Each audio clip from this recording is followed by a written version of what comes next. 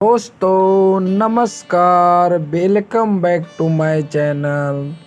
दोस्तों मैं आज आप लोगों के लिए एक ऐसे आयुर्वेदिक गुण की जड़ी बूटी से परिचय कराने जा रहा हूं, जिसे आप प्रत्येक दिन लगभग इस्तेमाल करते होंगे। अगर आप नहीं जानते हैं इसकी इस्तेमाल से होने वाली फ़ायदा, तो आप इस वीडियो के आखिरी तक बने रहेंगे। जी हाँ दोस्तों, मैं आज आप लोग से धनिया की फल और धनिया की पत्ती की चर्चा करूँगा। इसकी जानकारी मैं आपको इस वीडियो के माध्यम से मैं दूंगा, ताकि आप भी धनिया के औषधीय गुण की जानकारी को प्राप्त करें और लाभ उठा सकें। दोस्तों धनिया आयुर्वेद में बहुत पुराना औषधि के रूप में माना गया है। आयुर्वेद की बहुत पुरानी औषधियों में एक है धनिया। धनिया बहुत ही महत्वपूर्ण है। धनिया जिसे कोरिएंडर भी कहा जाता है, एक हर्बल पौधा है जिसके कई उपयोग हो सकते हैं। इसका वनस्पतिक नाम कोरिएंड्रम सैटिवम एल है और इसका संबंध एपियासी परिवार से है। विभिन्न सप्ताह और लोक चिकित्सा प्रणाली में कई तरह के रोगों के इलाज के लिए एक लोक उपचार और खाने के स्वादिष्ट बनाने के लिए भी इसका इस्तेमाल किया जाता है। इस पौधे के सभी भागों का उपयोग किया जाता है। धनिया एक कोमल और पतली टहनी वाला पौधा है जिसकी लंबाई 50 सेंटीमीटर होती है और इसकी खेती संपूर्ण भारतवर्ष में होती है। धनिया को सबसे पुराने जड़ी बूटी में से एक माना जाता है। इसका इस्तेमाल 500 से भी ज़्यादा वर्षों से किया जाता है। हरे धनिया के पत्ते को इस्तेमाल रसोई में सलाद, सूप, सब्जी, कढ़ी और चटनी बनाने के लिए किया जाता है, जबकि धनिया के फल का इस्तेमाल मुख्य तौर पर अचार, मिश्रण आदि के मसाले के रूप में किया जाता है। धनिया से निकलते सुगंधित तेल का उपयोग फार्मास्यूटिकल्स फार्मूले में किया जाता है। रसोई घर में इस्तेमाल होने के अलावा धनिया अपने चिकित्सीय गुणों और संबंधित औषधीय गुणों को लाभ के लिए भी लोकप्रिय है।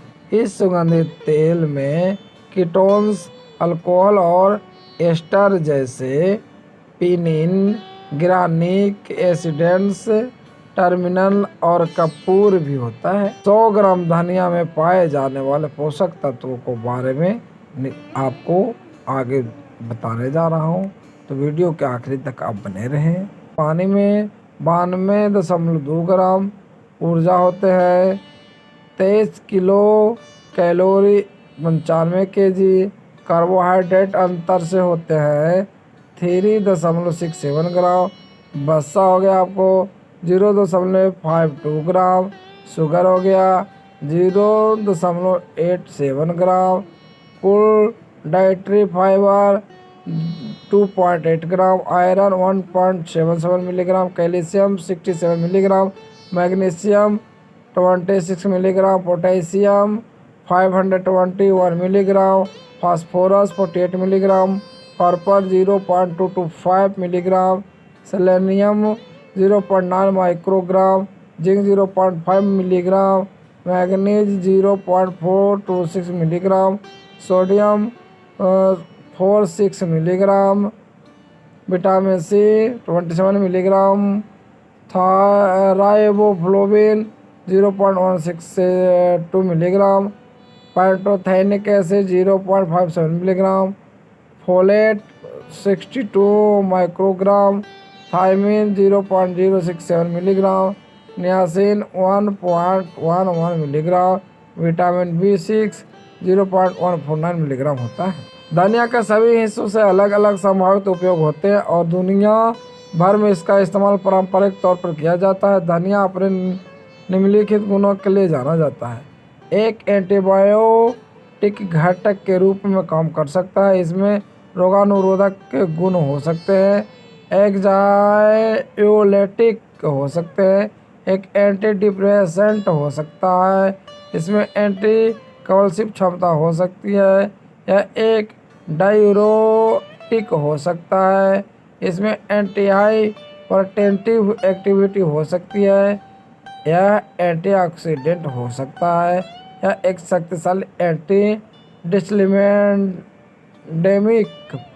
हो सकता है। इसमें एंटी इन्फ्लेमेटरी एक्टिविटी हो सकती है। इसमें एंटी मोटाजेनिक के क्षमता हो सकते हैं। यह सिडेटिव हो सकता है। धनिया का मनुष्य के स्वास्थ्य के लिए कई तरह से उपयोग किया जा सकता है। पाचन तंत्र के धनिया पाचन से जुड़ी समस्याओं में पेट दर्द या भूख का न लगना आदि समस्या में मदद कर सकता है। धनिया के पत्तों को भूख बढ़ाने के लिए इस्तेमाल किया जा सकता है और साथ ही यह पाचन से जुड़ी समस्याओं में भी मदद कर सकता है और पेट और मांसपेशी का ऐंठन ऐसे भी रहता है तो धनिया का फल भी पाचन से जुड़ी समस्याओं में मदद करता है। धनिया को एक बेहतरीन कॉम्बिनेटिव एजेंट के रूप में भी जाना जाता है। पाकिस्तान के कुछ इलाकों में धनिया का इस्तेमाल पेट फूलने, दस्त, पेट की समस्या, उल्टी, पीलिया आदि के लिए किया जाता है। धनिया मल त्याग को बढ़ाने में भी मदद कर सकता है और हल्के रेचक के रूप में कार्य कर सकता है। यह अल्सरेटिव कोलाइटिस और हेपेटाइटिस के लिए भी प्रभावित हो सकता है। हालांकि इसका इस्तेमाल के लिए आप डॉक्टर से सलाह लें तो ज़्यादा उत्तम हो सकता है। धनिया के पत्तों को खाया जा सकता है और साथ ही खांसी के में, सीने दर्द में होने पर इसे ऊपर से मियादी बुखार आदि के लिए आप धनिया के फल ब्रोंकाइटिस, खांसी और मियादी बुखार के लिए भी इस्तेमाल किया जा सकता है। धनिया में बलगम निकलने वाले गुण भी होते हैं। पारंपरिक चीनी दवाओं में देखा गया है कि धनिया के बीज का इस्तेमाल इन्फ्लुएंजा के भी किया जा सकता है। धनिया डिस्पेनिया के लिए भी प्रभावशाली हो सकता है। हालांकि श्वसन रोग में गंभीर हो सकते हैं। डॉक्टर की सलाह आप इसके लिए ले सकते हैं। धनिया मुहासे, एक्जिमा, रूखी त्वचा, त्वचा के अल्सर और ब्लैक हेड्स जैसे दोषों को दूर करने में मदद कर सकता है। धनिया एलर्जी, हे फीवर, चकत्ते और पित्ती के लिए भी मददगार हो सकता है। हालांकि इस बात का और भी शोध किया जा रहा है। दूध के साथ धनिया उबाल कर लेने से केंद्रीय तंत्रिका तंत्र पर अच्छा प्रभाव डाल सकता है और बेहोशी, चक्कर आना और याददाश्त खोने की समस्या में मदद कर सकता है। यह चिंता को दूर करने में भी मदद कर सकता है। धनिया इंसोम्निया में भी मददगार साबित हो सकता है। इसमें मौजूद विटामिन के कारण यह अल्जाइमर रोग के लिए मददगार साबित हो सकता है। धनिया इंसोम्निया में भी मददगार साबित हो सकता है। इसमें मौजूद विटामिन के कारण यह अल्जाइमर रोग के लिए मददगार साबित हो सकता है। धनिया के बीजों में जलीय और एंथेनॉलिक अर्क के गुण ऐंठन में उपयोग साबित हो सकते हैं। हालांकि इस बात के साबित करने के लिए अभी और भी शोध जारी है। धनिया आँखों के लिए अच्छे हो सकते हैं। यह एक आँखों में होने वाले जलन को, चुभन को कम कर सकता है।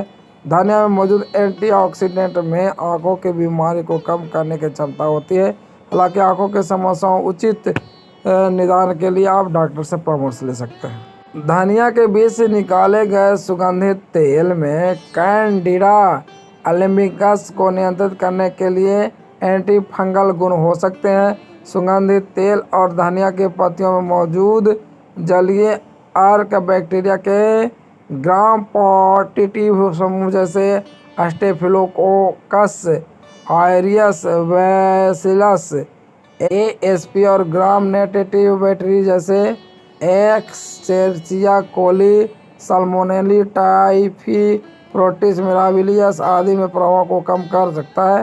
धनिया के पत्ती और बीजों को बना काढ़ा बुखार कम करने में मददगार हो सकता है। धनिया से निकले सुगंधित तेल को कई तरीकों से इस्तेमाल किया जा सकता है।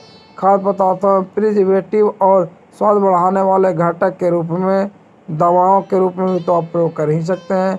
धनिया के हरी पत्ती, जिसे सिलेंट्रो भी कहा जाता है, का उपयोग सलाद, मैक्सिकन सालसा, चटनी, समुद्री भोजन और अलग अलग तरह के पारंपरिक खाद्य पदार्थों में बनाने में किया जा सकता है। सुगंधित धनिया के फल या बीज का उपयोग व्यंजनों, ब्रेड, सूप, स्टू, क्रीवीट और पुडिंग में किया जा सकता है। अमेरिकी खाद्य एक औषधीय प्रसाधन द्वारा धनिया को सीजनिंग और मसाले के रूप में सुरक्षित माना जाता है। धनिया और इसके घटक लिलानुल को परीक्षण के बाद सुरक्षित पाया गया है। धनिया और लिलानुल में कोई विषाक्तता मौजूद नहीं है। इससे पता चलता है कि धनिया से निकले सुगंधित तेल का उपयोग बिल्कुल सुरक्षित है। धनिया के पत्तों और बीजों को पारंपरिक चिकित्सा में उपयोग किया जाने वाली किसी तरह का दुष्प्रभाव न पाया जाता है। हालांकि ईरान की एक महिला का एक मामला सामने आया था जिसमें रिपोर्ट में की गई थी कि लगातार 7 दिनों तक धनिया पत्ती के अर्क को ज़्यादा मात्रा में खाने से उस महिला को एंडोक्राइन टॉक्सिसिटी की समस्या हो गई थी। इसलिए धनिया का उपयोग करते समय सावधानी बरतें। धनिया इस्तेमाल करने से पहले आपको सावधानी बरतने और डॉक्टर से परामर्श लेने की सलाह दी जाती है। खासकर गर्भवती और स्तनपान कराने वाली महिला ध्यान से इस कार्य को करेंगे। दवाओं के साथ धनिया इस्तेमाल करने से कुछ प्रभाव पड़ सकते हैं। हालांकि इनके बारे में ज़्यादा जानकारी के लिए अभी शोध चल रहा है। दोस्तों, मैं आप लोगों से धनिया के आयुर्वेदिक गुण की जानकारी दी। ये वीडियो आपका कैसा लगा कमेंट कर अवश्य बताएं। और अगर हमारे चैनल को अभी तक सब्सक्राइब न किए हैं तो सब्सक्राइब कर लीजिए। बेल आइकन को दबाना ना भूलिए ताकि आपको नए नए नोटिफिकेशन मिलता रहे। जय हिंद दोस्तों, फिर मिलेंगे एक नए औषधीय गुण वाले जड़ी बूटी की जानकारी के साथ। तब तक लेते हैं आपसे विदा।